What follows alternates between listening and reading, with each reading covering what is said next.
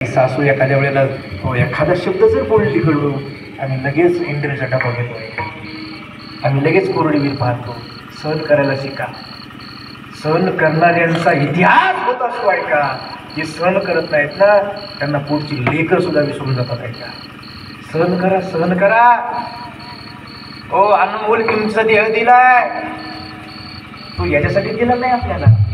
हो, थोरा मोठ्यांचं दुःख डोळ्यासमोर आणत जा, त्यांच्या दुःखातून आपलं दुःख वजा करत जा.